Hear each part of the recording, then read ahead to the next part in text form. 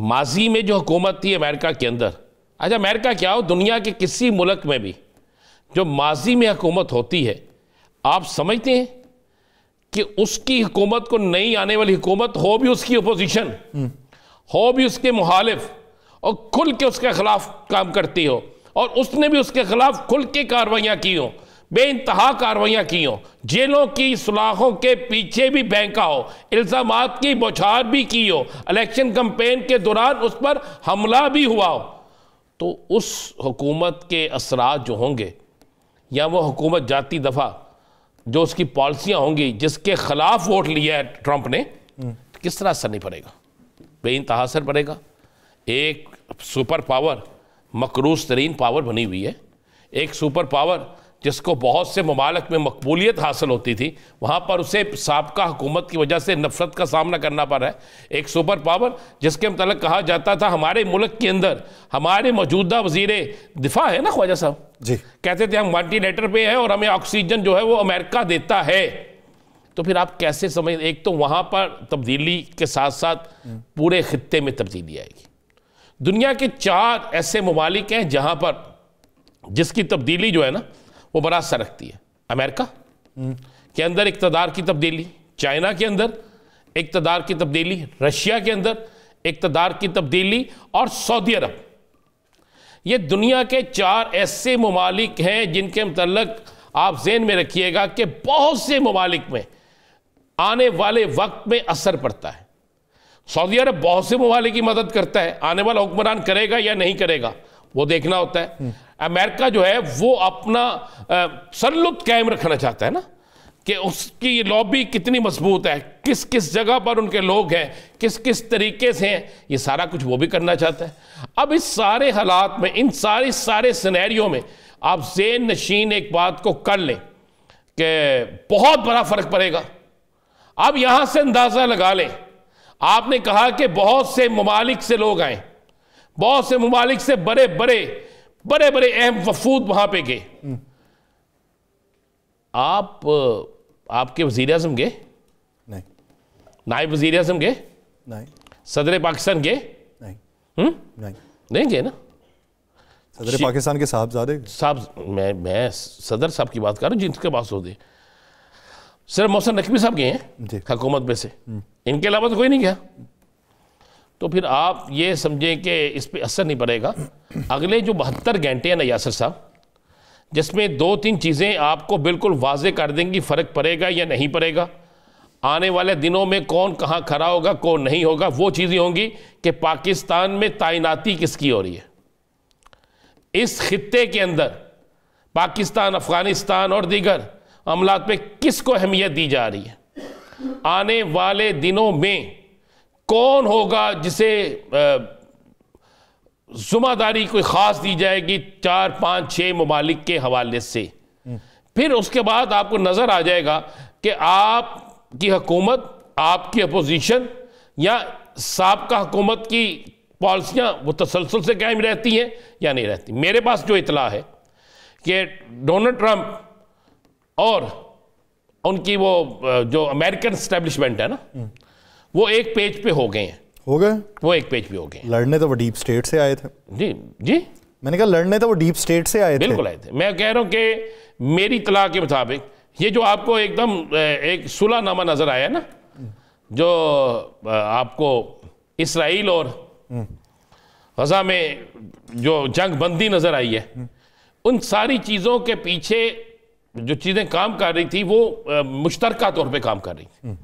और जब वहाँ के लोगों ने समझा, वहाँ की ताकत ने, कि यहाँ पर सब कुछ जो है वो उन्हीं का है, अवाम जिसके साथ है उसी के वो ही सब कुछ है, तो फिर आहिस्ता आहिस्ता सारी चीज़ें तब्दील होना शुरू हुई।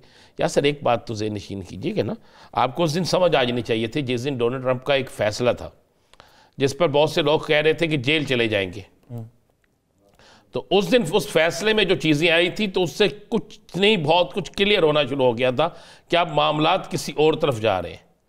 अब मामलात जो है ये किसी और सिमत जाके बैठेंगे, अब मामलात में कोई और तब्दीली आएगी। मतलब ये सारी चीज़ें जो थी बड़ी क्लियर और वाज़े होकर सामने आना शुरू हो गई थी। तो ये तो बड़ा क्लियर और वाज़ेह है कि आने वाले दिनों में बहुत बड़ी तब्दीली जो है यासर वो आपको नज़र आएगी खित्ते के अंदर, अमेरिका में। और अगले चंद दिनों में जो अमेरिका की पॉलिसी होगी ना, साथ में ज़हन में रखिएगा, हमारे खित्ते के अंदर 3 सुपर पावरें जो हैं वो अपना असर सुख दिखाती हैं। एक नहीं, 3 सुपर पावरें हैं। चाइना भी है, रशिया भी और अमेरिका भी। तो आप किसका जोर कहाँ पे चलता है ये तो आने वाला वक्त ही बताएगा। लेकिन मेरे पास जो हमें मौजूदा हालात के मुताबिक नज़र आ रहा है वो यही है कि बहुत कुछ तब्दील होना शुरू हो जाएगा। लेकिन राणा साहब, पाकिस्तान के हालात देखते हुए आपको क्या लगता है कि यहाँ पे जो सूरत हाल चल रही है, यहाँ पे जो निज़ाम चल रहा है, वो किस हद तक बेहतरी की जानिब चल रहा है? या सर, आज मैंने ना एक सोशल मीडिया पे पढ़ा और जो उसमें बड़ा खूबसूरत जो चीज़ें थी वो मैं आपको बताना चाहता हूँ। उसमें था कि पाकिस्तान एक ऐसा मुल्क है जहाँ पे लोड शेडिंग है। समझ नहीं आई, बिजली के चोर, हमारी एवरेज खपत से पाकिस्तान के अंदर 22,000 मेगावाट है, लेकिन पीक ओवर्स में यानी जब पूरा पाकिस्तान इस्तेमाल कर रहा होता है तो इस वक्त जो बिजली की खपत होती है वो 31,000 है। और ज़रा सोचिएगा, हमारी जो प्रोटेक्शन कैपेसिटी है बिजली की 44,000 मेगावाट है, यानी जितनी हमें मिलती है उससे कितनी ज़्यादा है, यानी पाकिस्तान इस्तेमाल कर रहा है। इस वक्त जो बिजली जो सारे मामला चल रहे हैं इसमें ज़रा हम है कि इसका ज़िम्मेदार कौन है, इसके पीछे कौन है, यानी जितनी हमें बैक ओवर्स में ज़रूरत है उससे ज़्यादा जो 13,000 मेगावाट जो ज़्यादा बिजली है वो कहाँ जाती है। लेकिन पता कोई नहीं बताता, इसलिए कि IPPs के जो लोग हैं हुकूमती ऑफिशल्स को रिश्वत देते हैं और इन्हें लोड शेडिंग करते हैं। लोड शेडिंग करें ताकि हमें बिजली है ना हमारी बचे, उसके चार्जेस हमें मिले। ये सारा कुछ जो है वो आहिस्ता आहिस्ता चलता जा रहा है। और इस डिमांड्स को अगर आप देखें और दीगर चीज़ों को देखें तो वो सूरत हाल है कि वो पाकिस्तान जो हमारा बहुत मजबूत पाकिस्तान था, जिसे सारी पार्टियों ने मिलकर चलाना था, अब सारी पार्टियों ने उसको लूटा भी है। ना सिर्फ लूटा है बल्कि IPPs के जो लोग हैं इसमें हुकूमत और अपोजिशन दोनों के लोग मौजूद हैं। ऐसा ही दोनों के लोग मौजूद हैं और सब शरीके जुर्म हैं।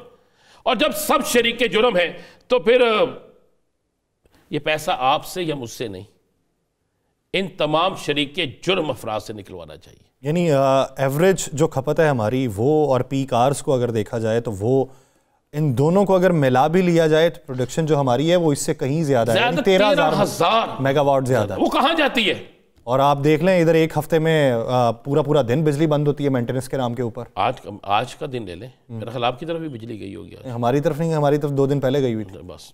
तो हम ये है, मैं भी सुबह उठा हूँ तो मुझे पता चला कि बिजली साहिबा नहीं है।